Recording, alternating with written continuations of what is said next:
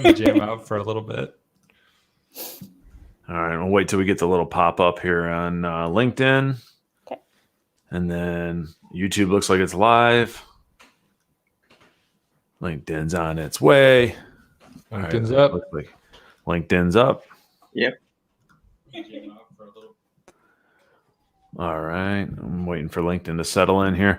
Give people a few minutes just to kind of join here. And then we'll get going. Oh, Dave, you already gave us a reaction. You are on it. Everybody looks good. I'm glad you're liking the show already. It's going very well. The reaction's nice. I'm gonna give ourselves a reaction too. Celebrate, hand clap. Love it. With a very professional headshot photo of me. All right.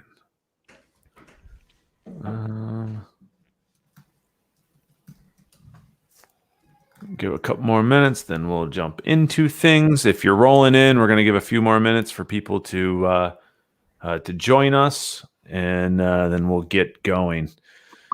Steven already got in the Toby. He went all caps too. he got the memo that you go by just one name now. I think Toby, I do think people have missed seeing you on the last several streams. Oh, so it's nice. I mean, I mostly tune in for Toby. Yeah, who doesn't? Toby, are you going to cut your own hair while you're home? Unlikely. I do have the equipment to do it, but we'll see. We'll see. Maybe one of these days I get so bored and I try it, but I've never done that before. Do it. Get weird with it. Dave cut his hair. Yep. Yeah, it didn't go well. So it all came off. Now I tried to taper it like all the way up using the like 7 or 8 guards that you get in these like kits. I had to just go to one size, cut it all off. Yeah, I'm letting mine grow out, see how long I can get it before I lose it. All right. We're 2 minutes in. I think it's a good time to get going here. Yeah. You've got somebody asking which mic we're using. What's that now? Somebody says we have great sound and they're curious what mic you're using. Oh, it's definitely not me because I'm talking to my laptop. Where LinkedIn. Joseph, LinkedIn doesn't show me stuff sometimes. We're using, Dave and I are using Blue Yeti mics. I got to refresh LinkedIn. It does this where it doesn't have stuff coming in. Hold on. There we go. Now it's coming in. Yeah, for whatever reason, I have to hit refresh like 3-4 times during the stream. So if you hear an echo during the stream, it's me hitting refresh on the LinkedIn view because we don't have an admin console. So we have to just watch the same view that everyone else gets. Top 2 mics are Blue Yetis. Yes. And then Erica's got Bose and Toby has laptop. Right? Great. All right, let's get going. So if you are tuning in, which some of you are, and thank you, we are on, day 3 this week of live streaming. I don't know if we'll go live 3 days next week. We just had the Air Max Day in there, which was fun, and why not? So today we're going to do another remote spotlight. So on Wednesday, we did a remote spotlight around design, specifically talking to Stephen, who is a veteran remote designer, and then Dave, who is now newly remote designer, going through processes, tips, tricks, tools, which was really great. I think we were able to highlight about 5 or 6 tools. And now we're going to kind of continue that remote spotlight series, and we're going to talk about people operations. And specifically, we welcome Erika, our director of people development. Hello. And Toby is back with us by popular demand. Toby is back, which is fantastic. And then Dave is here as always, but once again on camera for the second time ever. Hi. So that's fantastic. It's a big. Stephen would like to say hi as well, which is wonderful. The mic stands. I don't know. This thing came with it. It gets closer to my face, and it's fancy looking. So that's why we have the mic stands. All right, let's dive in. Erika, why don't you kind of give us a breakdown of what people operations means at Detroit Labs? I think it's somewhat of an industry term, but for those that do not know what that means, give us a little breakdown. Sure. So as an industry term, people operations often is kind of synonymous with HR. At Detroit Labs, people operations is a little bit bigger for us. So the first sentence of our mission statement is that we are a people first company, and people operations is responsible for ensuring that we're living up to that commitment. Practically speaking, that means that people operations handles everything from hiring and onboarding to engagement, experience, learning and development, coaching, performance management, and also broader people policies that affect the entire organization. So that is my 20-second people ops elevator pitch. I like it. And the people ops team, as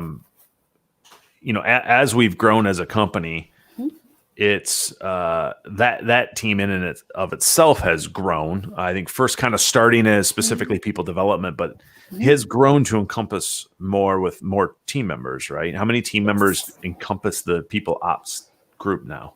Anywhere from 8 to 12. We have kind of some permanent team members and then some who rotate in. So people operations leadership is myself, our director of operations, Lauren Malatesta, and our co-founder, Nathan Hughes. And so we kind of lead the people group at Detroit Labs. And then I have a people development team, which includes developer coach, people coach, and team member advocates for our on-site business unit. And so all of us work in various areas of people development, people support. We also bring people in for short-term temporary coaching roles. So we've got an apprenticeship program coming up in the next couple of months, and we've brought in 2 developer coaches to assist and support with that. So they are also part of Team People right now. All right.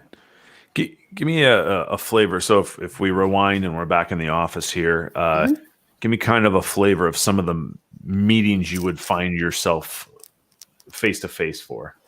So I looked at my calendar for the last couple of weeks before we went remote to look at the meetings, and it kind of made my head explode as I was going through the list. But so I kind of grouped them. I have all company meetings, and that can be everything from all labs meetings, like our business update, our diversity and inclusion meetings, and our team lunch and learns, weekly operations meetings to talk about people issues in our various business units, leadership team meetings. We often are creating and adjusting our people policies on a regular fast basis. So we have those on a kind of ad hoc basis. Cross group planning meetings. So when we do an apprenticeship program, that involves our on-site business unit, our apprenticeship unit, our people team, our services unit as well. So there's lots of people involved in those. My own team, we have team stand up and retro, and then I also have one-on-ones with all of my team members every other week. Monthly coaching meetings with people that I specifically mentor, annual performance reviews. I do a lot of one-on-ones with our team members, either by their requests or just by me saying, I haven't talked to that person in a while. Let me go have a chat with them. I do facilitation of retros or other meetings for our role and project teams. And there are a lot of one-offs, like somebody will say, hey, can you come to the community work group meeting this week and talk about this particular topic? And then lots of informal chats. Our director of ops and I joke that we are actually the directors of, do you have 5 minutes? Because that's what people say to us most often. And that's just, hey, this thing has come up. I need input. I need a suggestion. I need direction going forward. So a lot of those on a daily basis. So that's what it looks like in the office. I was just going to say, how's that? So that is a lot of face-to-face, one-on-one type of engagement.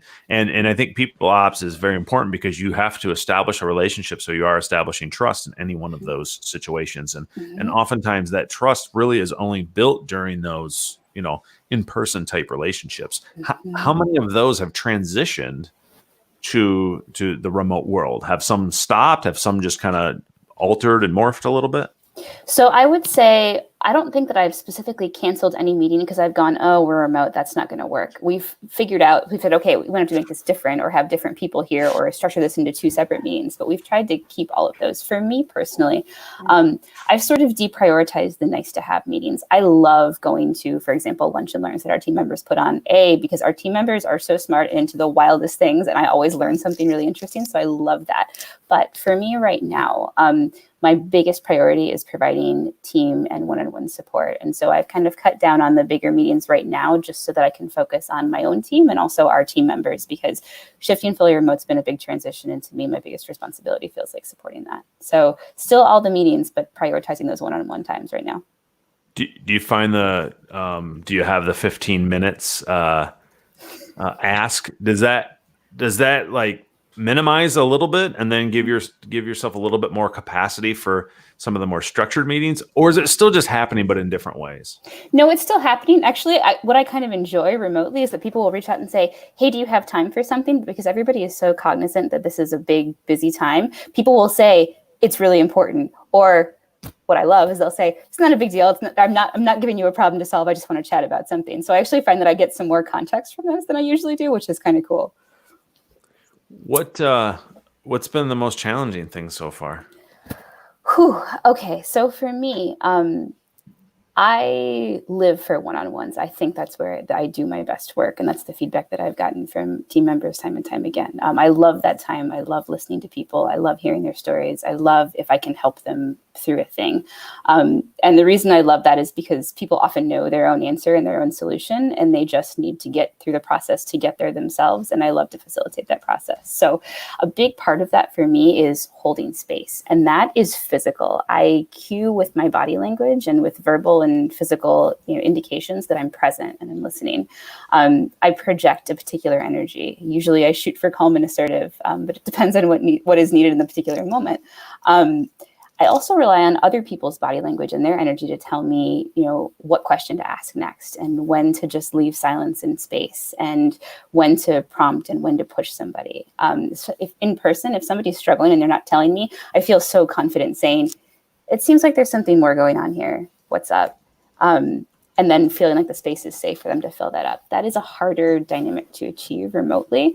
One of my team members, Kyle, was saying the other day, in a good one-on-one meeting remotely, there's a moment where the computer just goes away and you forget that you're actually not physically together. So for me, the biggest challenge has been achieving that moment and doing it consistently and having it not take half the meeting to get there. Do you find you're kind of hitting on some of the challenges that I've been having too as a leader being remote. Do you find yourself having a hard time with that transition from person speaking? I've noticed that that's been the hardest thing is timing during a conversation. When you're all in the same room, sometimes you can actually step in as someone's ramping down to have maybe it's a comedic effect or to really emphasize a point, something along those lines. And you just really miss that on remote. Mm-hmm. And if you try to do it, you end up talking over each other. And then all the wonderful software we're using will start to cut audio out when that starts to happen to try to compensate. Right. And so I think that has been one of the hardest things, at least personally. I find that, how difficult it is honestly depends so much on how good the other person's internet connection is for the most part. Because the hardest thing for me is when somebody cuts out. Because when somebody's talking and it's talking about an important thing, every word is important. And I can't really listen if I can't hear. So whenever we get on a hangout and the internet's flipping in and out, I'll usually say can we jump on a call instead? That's not ideal because I can't see their face, but I have to be able to hear the words. So for me, the tech setup is really, really important. I am super glad to have fiber internet because I valued it before, but that's my lifeline right now. So I would say for me, having good tech is really essential to the fluidity and making it feel like we're not losing those little moments. You said face-to-face, having the camera on. Mm-hmm. How important has that been, at least personally to you? And then how important has that been to those that you're talking to? That's so important that I committed to every single meeting I'm in, every single time, no exceptions. My camera's on. Doesn't matter what I look like. Doesn't matter if my kid kept me up until 3:00 in the morning and I have giant bags under my eyes. Doesn't matter if I'm not wearing makeup. This might be the first time I've had mascara on 2 weeks. It doesn't matter. I think that face-to-face is so important, and I commit to that, and I commit to showing up however I am. And I feel like that makes it feel safer for other people to do the same thing, because it's a whole different thing when you can see someone's face. There's no emotion without the face. It's really kind of fascinating as we've done so many remote calls over the time, right? Joining on a call and just doing something really quick. And that all seems fine. It's never the same as in person, but I think you really notice how not great that is when you are forced to be remote and you do have the option of video. I mean, even small things Dave and I talk quite a bit during the day, and we'll just chat on Slack, but there gets to a point where it just makes it so much easier if I just call them. Obviously we do it through Slack, and I'm a big fan, like you said, as well as just throwing the camera on. no matter what's doing, just getting the camera on, and I think it also forces you to pay attention more. Yeah, it's really interesting since being remote. Normally I am in Slack, I'm in email, I'm in person meetings, I'm texting. I've got like 5 streams of communication going on with people at work all of the time. I noticed that I'm reverting to Hangouts really strongly in this time of us all not being together, much more than I would otherwise. Things that I might have normally texted or called about, I'm like, hey, let's get on, let's look face to face, and just let's have an excuse to spend a little bit of time together, because we're not getting those little in person, like, hey, you want some Skittles type interactions in the office. I'll kind of transition it just a little bit, because I'm curious. We're talking obviously largely from the people ops, and I do want to get back to that. At the same time, Toby, you are talking to clients, and I think the one nice thing is you're used to having phone calls with clients. Yes. Is it still primarily phone? Are clients starting to adapt to video now that they have to? Yeah, I think this week and last week too, there's been definitely more video than phone calls. I think back in the days, like, we either like meet in person or we do like a phone call. Hangouts sometimes, but it wasn't common, because we knew that, like, let's say we have a phone call, then we'll have in-person meeting. But now I find like some of those first calls are like video calls, and pretty much everybody's working from home. And that's like an expectation, and it's kind of like an icebreaker a little bit, to just like, this where we are now. And we just, in a way, it's been like, it helps like build that relationship a lot quicker, I would say, because we're in this common situation together, and just calling from home and seeing everybody home set up and saying like, oh, this is what I do, this is what I've been doing this week. Yeah, so I've definitely noticed more video than usual this past couple of weeks. It's interesting. I've got a call sometime, I think in the next week or so, with hopefully a potential pretty large client. I guess we'll find out. But it's been something that we've been going back and forth trying to set up for some time. It was originally an in-person meeting. And I think now that it's transitioned to either call or video, it's unclear right now what it'll be. It's the first time in quite some time where I'm actually nervous. I'm not normally nervous for a meeting, but I think you really miss out on the easy instant connection that can take place in person. And sometimes video feels more, not forced, but you feel a little bit more tactical with it. You have to figure out, how do you create that connection? Sometimes you can't have a nice, quick little joke because they can't see, or, it just doesn't work. So it's like the first time where I've been nervous for a potential client meeting, and largely because of the video side of things. So kind of going back to the people operations side, we were on a really great call earlier today with some folks from the family of companies that we happen to be a part of. And a lot of the other leaders were asking questions. How are your team members handling the current situation? And some companies are more equipped than others to be remote. We happen to be fortunate enough to be equipped for that. But at the end of the day, equipped or not, still human beings altering their lives, being at home, some with families, some without families at home, kids ranging in various ages. How, knowing that, and knowing that that's not an easy thing, what are some of the steps that the people operations team has kind of taken to be supportive during that time? Sure. So the first thing I just want to say before I jump into that is that I'm so freaking proud of our team and how they have handled this very sudden adjustment to fully remote work. It's kind of blown my mind. When I knew this was coming, I expected chaos and difficulty, but I just, from the first day, was so amazed by everybody kind of jumped in together and said, okay, we're going to do this. And if we're going to do this, how do we make it great? And had a wonderful, positive attitude, asked great questions, gave us really good feedback. I couldn't have been more impressed. So shout out to our team, because they made supporting them easy and a joy in a lot of ways. So for us as leaders and as people leaders, I think first and foremost, we're providing ourselves. I know all of us are making a lot. We all do this anyway, but much more so and more intentionally right now.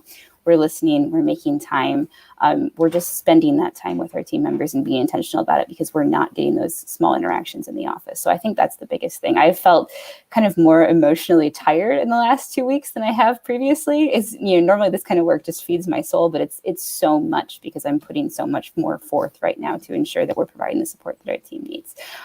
Certainly we're addressing practical things. I've shipped equipment to various people, but I think the biggest needs right now are emotional. Not only are we suddenly remote, which is a big shift, we're in a very scary, unprecedented world situation right now. And so what our team needs from us is reassurance and support and so much communication and transparency, as much as we can possibly give. I think that we're fortunate as leaders at Detroit Labs because communication and transparency were already kind of our go-tos. So providing more of that, is in our wheelhouse, and that's a strength for us. But so that's really been it. I think the biggest thing that we've provided is ourselves and our energy and our listening and our time. Yeah, and for anybody's watching this, I mean, if you're curious what specifically Erika means about some of that transparency and some of that communication, one of the things that we did, so every other Tuesday we have a meeting called Business Update, and that's just a time where we talk about how projects are going. We share revenue, EBITDA. We share new potential business. We talk about our on-site division. We talk about our OKRs, and then we have some time to do some shout outs and say thank you and have some acknowledgments. And we have started to add to that just information about what we know is going on right now. This is the current state. Everything is changing. It was daily. I think now it's going to settle down and probably be a little bit more weekly because this is it is what it is now. And then we also added business office hours. So as a company, we've always been transparent, but we have become very intentional with our communication to get out there often, even if we don't have a lot to provide in that moment. I think, like any good project, when we're delivering software for a client and we have sprints every 1 to 2 weeks, we want to bring things to the table during each one of those demos that's good, bad, or indifferent. And the one thing we never want to do is have a big surprise a month or 2 months down the road after all the hard work.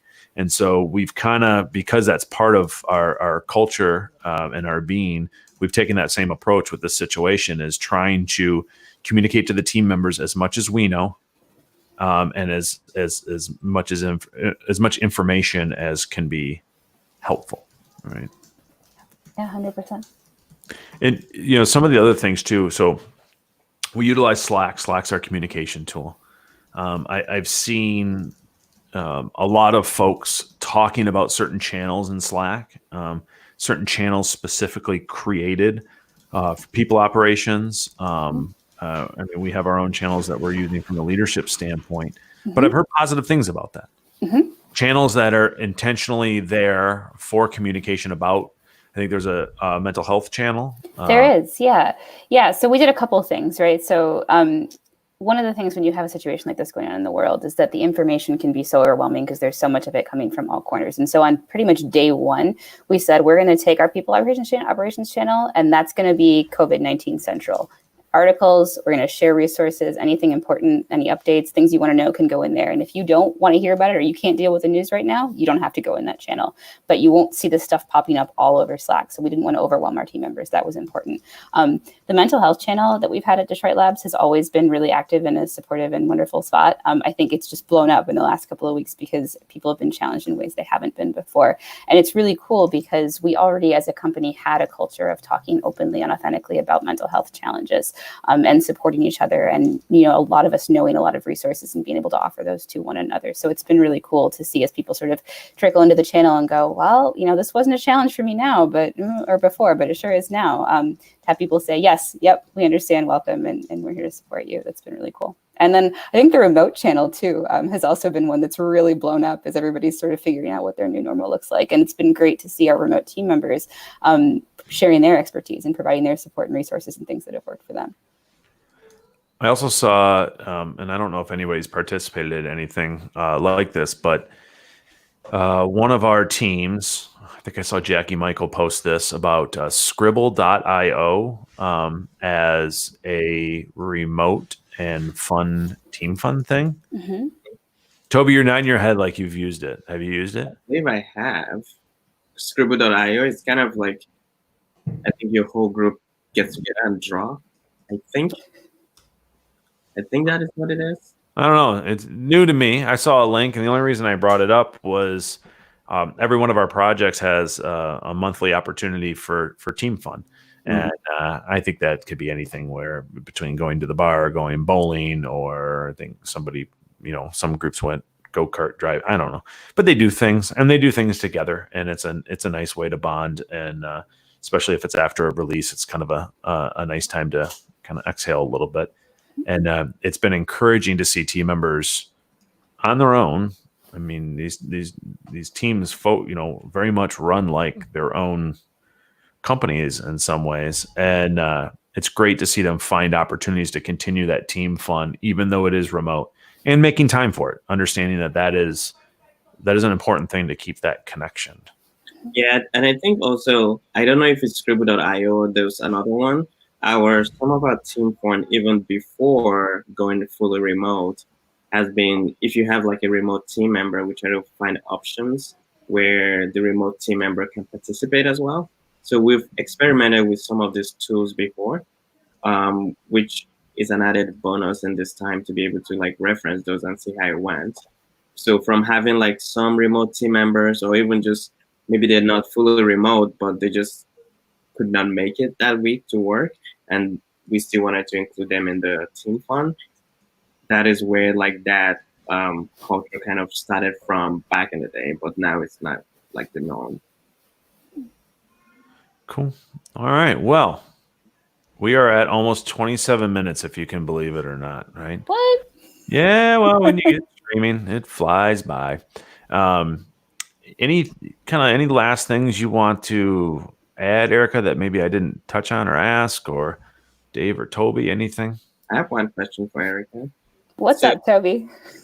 So Dan asked like what's the most challenging part, and I was also just curious on the positive side of things, and from this remote shift, what has been like the easiest, or like something you think about like, oh, this is nice about this entire like situation? I think that the thing that I have liked the best, and it's made my days a little bit better, is that I think we're all being a little bit more intentional with each other right now. We're really thinking about, when I write something to somebody, how is that going to sound? Because I can't go over there and make it better if they took that the wrong way, right? People are when they reach out to me, they say, hey, I know you're really busy and you have a lot going on, and it's okay if you don't get back to me right away. And I am doing my best to get back to everybody fast, but I appreciate that so much, because we've all got so much on our plates right now, like more than normal. And I'm seeing that support happen all over the place. People are reaching out to each other. People are supporting one another. Our team does this all the time, but I've just seen it amp up in this period of time. And that's been really cool to me, and is that's the thing that uplifts me. When I read the news and I get down, like I go and I look at our team, and then I feel better about the world. Thank you. That's awesome. Anything else, Dave? Nope, nothing from this end, and it's looking like nothing from chat as well. I think we're all it's a quiet day. It's kind of interesting as we kind of experiment with these alternate days. So we experiment with how much do we post on social, how much do we not, experimenting with descriptions. This is kind of newer territory for us, because the Labs Live broadcasts have been very all right, every other Thursday, 3:00. We know when we're going live, and this one's been a little bit different. And also, this is the first time we've gone live more than once in a week, I think, right? So that's been great. And Erika, obviously, you and Chrissy was actually on yesterday, but you and Chrissy are still scheduled live. I think we're probably. I gotta admit, Stephen wants Toby to play us a song, but I also want Toby to play us a song. Yeah, but I think we're probably close to being comfortable enough to do Labs Live here remotely, and to have you and Chrissy on, and that'll be fantastic. And we'll do more of our traditional marketing when it comes to that stuff. But these remote spotlights have been nice. Like I said, we did remote spotlight design on Tuesday. or Wednesday. This one today. Likely have some next week. We will go live once or twice, I think, next week, depending on what's doing and what type of content we decide we want to talk about. If anybody that tunes into this, whether live or whether recorded, if you tune in, please let us know if you want us to talk about anything. If there's anything you want to ask our team members in any role. I think we talked about having delivery leads come on maybe next week to discuss what that's been like, having their entire team remote. I want to hear that. Great. Well, you have the option to tune in. And you'll know when it happens before most. Although I did mess up and I didn't tell the team on Slack that this was happening today. Whoops. I will blame that on kids. Just I'm going to blame everything on kids for now. So I hear that. Yeah. Toby, how many naps have you had? Today, 0. Like on a given day, on an average day, how many naps have you had? 0. Surprisingly, actually, it's flipped my sleep schedule. Like typically, I think maybe I nap because I go to work and I come back and I want like a hard reset, so I take an hour nap. But like now I'm at home, so I've not had the need to like nap as I used to. We'll see if that changes next week. Tune in. You find out. It'll be a tough week next week for you, and you might have to take a little to get through. What's what can you play on that guitar there? Right here. I know where it is. I'm watching when you play on it. Too much pressure. Too much pressure. All right. You're going to break Steve's heart, Toby. Is that what So Dave wants you to play the Seinfeld theme song on the way out. Surprisingly, Seinfeld is like the one popular show that I never got into. I wasn't a big fan either. I'm going to be honest. I didn't dislike it. I didn't get into it. It was before my time, I think. Yeah, fair. Okay. That said, we will talk to everyone at some point next week. Like I said, hit us up on our social channels. We might prompt some stuff out there to ask what you want us to talk about. And ultimately, we're just going to, whether it's just us having fun on a live stream because we can do it or not, we're going to continue to do some live streams. So thanks for tuning in, and I will talk to you later. Bye. Hey, everyone.